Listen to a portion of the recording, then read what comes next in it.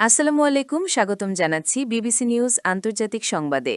শুরুতেই সংবাদ শিরোনাম, এরপর বিস্তারিত। ইসরায়েলে ব্যালিস্টিক ক্ষেপণাস্ত্র ছুড়ল ইরান।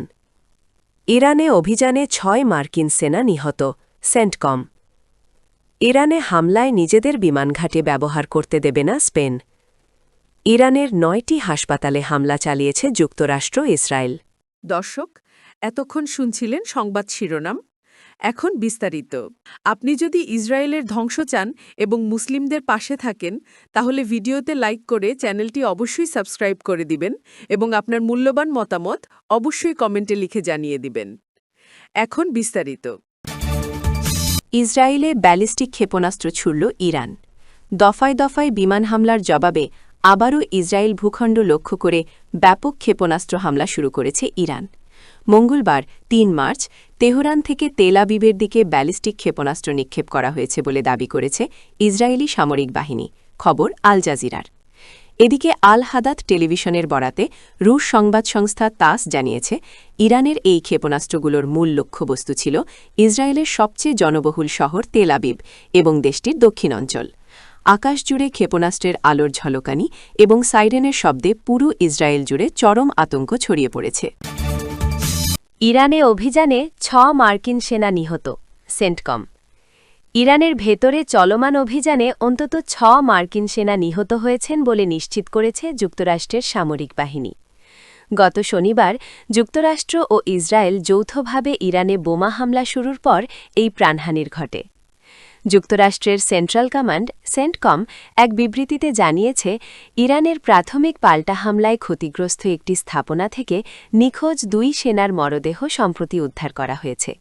এর মাধ্যমে নিহতের মোট সংখ্যা ৬ জনে দাঁড়িয়েছে।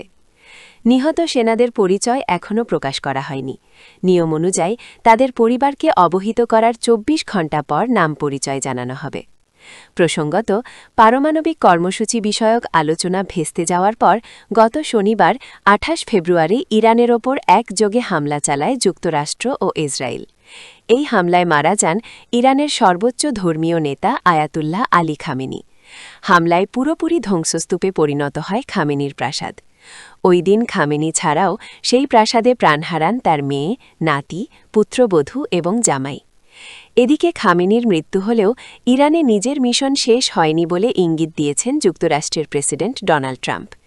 একই সঙ্গে সম্পূর্ণ লক্ষ্য অর্জন না হওয়া পর্যন্ত ইসরায়েলের সঙ্গে মিলে ইরানে যুক্তরাষ্ট্রের এই যৌথ হামলা চলতে থাকবে বলেও বার্তা দিয়েছেন তিনি। ইরানে হামলায় নিজেদের বিমানঘাঁটি ব্যবহার করতে দেবে না স্পেন। স্পেনের পররাষ্ট্রমন্ত্রী হোসে ম্যানুয়েল আলবারেস স্পষ্ট জানিয়েছেন, ইরানে হামলায় যুক্তরাষ্ট্রকে নিজেদের বিমানঘাঁটি ব্যবহার করতে দেবে না তার দেশ। ইরানে ইসরায়েল ও যুক্তরাষ্ট্রের সাম্প্রতিক হামলার মধ্যে স্পেনের দক্ষিণাঞ্চলীয় রোটা ও মোরন সামরিক ঘাঁটি ত্যাগ করেছে ১৫টি মার্কিন বিমান। Flight tracking website flight radar 24-এর মানচিত্রে সোমবার এ চিত্র দেখা গেছে। স্পেনের সার্বভৌমত্বের অধীনে থাকা এসব ঘাঁটি যৌথভাবে পরিচালিত হলেও মাদ্রিদ এ হামলার তীব্র নিন্দা জানিয়েছে। ফ্লাইট রাডার 24-এর তথ্যমতে কমপক্ষে 7টি যুদ্ধবিমান জার্মানির র্যামস্টাইন বিমান ঘাঁটিতে অবতরণ করেছে। এগুলোর মধ্যে বেশিরভাগই ছিল আকাশে জ্বালানি সরবরাহের কাজে নিয়োজিত বোয়িং KC-135 স্ট্র্যাটোট্যাঙ্কার। স্পেনের সম্প্রচার মাধ্যম টেলিসিনকোকে দেওয়া সাক্ষাৎকারে আলবারেস বলেন, এ অভিযানে স্পেনের ঘাঁটি ব্যবহার করা হচ্ছে না। জাতিসংঘের সনদের বাইরে বা যুক্তরাষ্ট্রের সঙ্গে চুক্তির বাইরে কোনো কাজে এসব ঘাঁটি ব্যবহারের অনুমতি দেওয়া হবে না। ইরানে ৯টি হাসপাতালে হামলা চালিয়েছে যুক্তরাষ্ট্র, ইসরায়েল।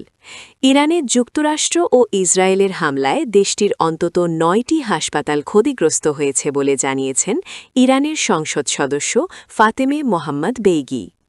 ইরানের রাষ্ট্রীয় সংবাদ মাধ্যমের বারাত দিয়ে একথা জানিয়েছে আল জাজিরা। মোহাম্মদ বেইগি দেশটির সংসদের স্বাস্থ্য বিষয়ক কমিশনের সদস্য। তিনি বলেন, হামলার শিকার হাসপাতালগুলোর মধ্যে 5টি রাজধানী তেহরানে এবং বাকি 4টি অন্যান্য শহরে অবস্থিত। বেইগি জানান, হামলার কারণে তেহরানের গান্ধী হাসপাতালটি বর্তমানে পুরোপুরি খালি করা হয়েছে। সেখানকার সব রোগীকে অন্য চিকিৎসা কেন্দ্রে সরিয়ে নেওয়া হয়েছে। মূলত মার্কিন ও ইসরায়েলি বাহিনীর যৌথ হামলার লক্ষ্যবস্তু হওয়ার পর এই পদক্ষেপ নেওয়া হয়।